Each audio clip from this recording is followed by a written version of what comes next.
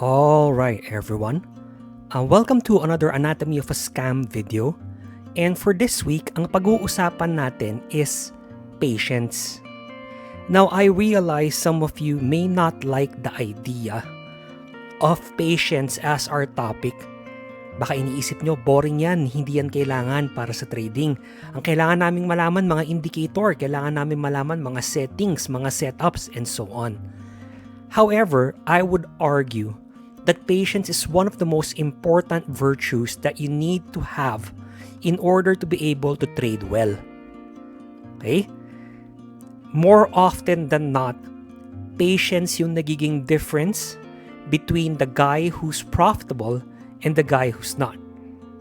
So let's talk about this just a little bit before we move on to other topics na ini-encompass ng Anatomy of a Scam. Now, about patience, one of my favorite traders, a trader that I look up to, once said this: one of my strengths is that I don't have an emotional need to be in a trade all of the time. Some exposure, some of the time, is alright. And zero exposure, most of the time, is alright. If you can't overcome that, you are not playing the market. The market is playing you. Madalas, we have this tendency, siguro dahil sanay tayo either magnegosyo or magtrabaho, that when it comes to trading, you always need to be doing something. And not just some random thing. You always need to be trading. After all, traders trade. Kaya nga trader ang tawag di ba? But that's not necessarily the case. Paminsan-minsan, being exposed all of the time dahil lang iniisip natin, sayang naman yung pera ko kung natutulog lang doon sa account, hindi siya kumikita. So kailangan mag-trade ako na mag-trade para lumaki siya. That type of thinking, more often than not, leads to burned accounts. Kasi you're trying to force the market to follow your timeline, to follow your needs, to follow your desires. Diba? So ang lumalabas, you're not playing the market. The market is playing you. The market is constantly in a flux of advertising, so to speak. Uy, may head and shoulders pattern. Uy, may cup and handle. Uy, may bebemon. Uy, may ganito. Uy, may ganyan. And the reason why the market is constantly within that flux, that constantly markets and advertises to you, is to get you to trade, is to get you to participate. Because it needs liquidity. Diba? Kung walang pera sa merkado, hindi siya gagalaw. At para maengganyo yung mga tao na magpasok ng pera, then the market is always advertising to you. But it doesn't mean na just because meron tayong nakita, kailangan natin siyang tirahin. Much like, kunyari may napanood ako na late night na infomercial, na kunyari, the sharpest knife in the world. It doesn't necessarily mean na kailangan ko yung bilhin. Diba? Bibili lang tayo pag kailangan natin ng kutsilyo. And not just any knife. Kailangan makita natin yung kutsilyo na gustong-gusto natin. Doon tayo papasok, doon tayo bibili. The same goes for trading. Kailangan maghintay tayo na lumabas yung naiintindihan natin. Na lumabas yung itsura, yung pattern, yung setup that we not only recognize but we're very familiar with. Yung na-backtest natin ng maayos. Diba? Alam natin yung data, may confidence tayo sa kanya bago tayo papasok. Very often, nagmamadali kasi tayo Gusto natin, kikita tayo kaagad ng pera. So, may napanood tayong video sa internet, may nabasa tayo sa libro, may nabasa tayo sa forum, testing kaagad, hindi, kailangan matrade ko to, sayang, may ganitong setup Napansin nyo ba na whenever you learn something new, a new quote-unquote setup, parang madalas ang dami nyo nakikitang ganun, bigla? Hindi ba? I don't know if nangyayari sa inyo, pero sa akin madalas mangyayari yun Dati, di ba? So, the tendency na pag may nakita tayo, may natutunan tayo, gusto natin itry agad. Dahil gusto natin lumaki kagad yung account natin. Baka ito na. That's what hurts us the most. Yung tendency na kailangan makasakay ako sa trade na to kasi kung hindi lalaki yung account ko. Bakit? Magsasara na ba yung market kinabukasan? Hindi naman, di ba? There's always the next trade. Now, a few more things about patience. 1. In order to be patient, you need to know what you want to see, where you want to see it, when you want to see it, and until then, you stay out of your own way. Very often, people only have 1 or 2 of these qualities. Hindi nila makombine, hindi ko alam bakit. Bakit importante na alam mo ano gusto mo makita? Saan mo gusto makita? Kailan mo gusto makita? Kasi parang ganito lang yan eh. Pag sinabi ko sa'yo na magkita tayo sa S.C.A.M, okay? Tapos sa loob ng S.C.A.M, magkikita tayo sa harap ng, let's say, Zubuchon at 1 p.m. Kung dumating ka doon ng 12:30, ng 12:15, hindi ka maiinip, di ba? Kasi alam mo saan tayo magkikita, alam mo anong oras tayo magkikita. Baka sinabi ko pa sa'yo ano suot ko, na-green ako na t-shirt saka itim na shorts. So hindi ka naiinip. 'Di ba? Kasi alam mo eh. Pero paano kung baliktarin natin? Sabihin ko lang sa'yo, magkita tayo sa S.C.A.M mamaya. Saan tayo magkikita? 'Di ba? Ano oras tayo magkikita? Paano ko malalaman nandiyan ka na? So naiinip tayo. Darating tayo ron ng 12 o'clock, ng 10 a.m. or whatever. Hindi natin alam anong oras siya darating. Hindi natin alam saan tayo magkikita. So parang napaka-anxious nung feeling, 'di ba? Parang nagwo-worry ka, na naiinip ka, na hindi mo maintindihan. Kasi di mo alam.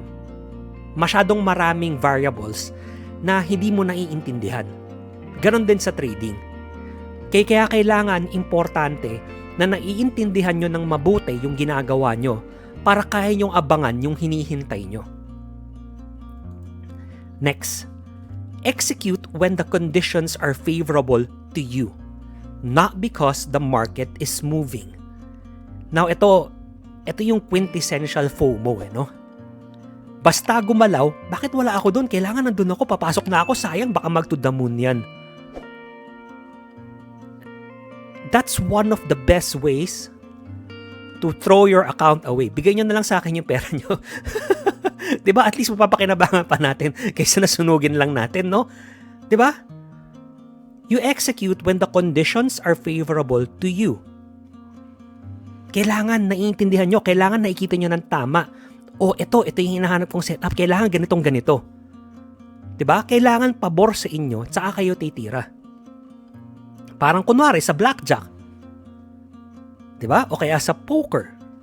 Sa poker ba, mag-all-in kayo tapos yung card nyo, 2 tsaka 4? Hindi pa same suit. Tapos yung river na sa mga king, 10, 7, ganon. Mag-all-in kayo? Hindi, di ba? Bakit? Hindi pabor sa inyo yung kondisyon eh. Pero pagka kunwari, unang bigay pa lang, pocket aces tayo. Tapos yung unang card na lalabas sa gitna, alas din. Nako, Diyos ko. Diba? Baka hindi pa kayo nakakatulak nung chips eh. Mag-isa nang lumakad yung chip papunta sa gitna ng mesa para mag-all-in. Pabor sa inyo eh. Pero same as poker, ibig po bang sabihin nun, porket may 3 kang alas, ibig sabihin panalo ka na? Syempre hindi, diba? Meron pa ring chance na pagdating nung huling card, doon ka mayayari. The same goes for trading. And it's okay to miss a trade here and there. It's fine. It's okay na may mamiss ka, 1, 2, 3, 4. Okay lang yun. You need to understand that you can't trade them all. Another reason na patience is so lacking as a trader kasi nga lahat available at your fingertips. So kunwari bearish yung market, gusto natin, kailangan matuto ko ng bounce setup, kailangan matuto ko ng ganito para lagi kang may ginagawa. So instead of specializing in something and becoming really good at it, you will become really average at a lot of things. Diba? Instead, if we just accept na hindi natin kayang i-trade ang lahat, that we're gonna miss a trade here and there. We're gonna miss a move here and there. And that's okay. Hindi ba mas maganda yun sa atin? Hindi ba mas maganda yun sa emotional needs mo, sa psyche mo, and so on? And finally, confidence in trading is gained with proof, not with feeling. Very often, a lot of traders don't journal properly. Feeling nila hindi kailangan, nakafocus lang sila sa pera. Paano ka magiging confident sa ginagawa mo kung walang pruweba na gumagana siya? Sasabihin lang ng mga tao, basta lumaki yung account ko. Paano ko kunyari sabihin natin nakachamba ka lang? You got into a trade. Sabihin natin nanalo siya, no? Kumita ka, sabihin natin 50%. Diba? Nag-ceiling or whatever, lumabas ka, masaya ka. Ayun pala, next 5 or 6 trades mo, daan-daan ka natatalo. Talo ka 5% dito, 10% dyan, 7% doon, and so on. And lumalabas, parang yung win ratio mo pala 1 out of 9 lang. Feeling mo magaling ka, feeling mo okay yung ginagawa mo kasi up yung portfolio mo. Pero in the grand scheme of things, maaaring hindi dahil pag tinignan mo siya ng mabuti, yung path pala na tinatahak mo, na linalakad mo, ay papunta sa pagtalo.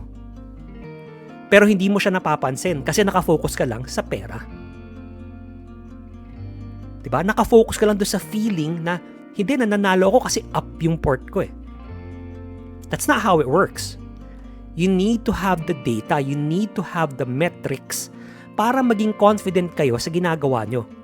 Ano ang success rate ng Bebemon?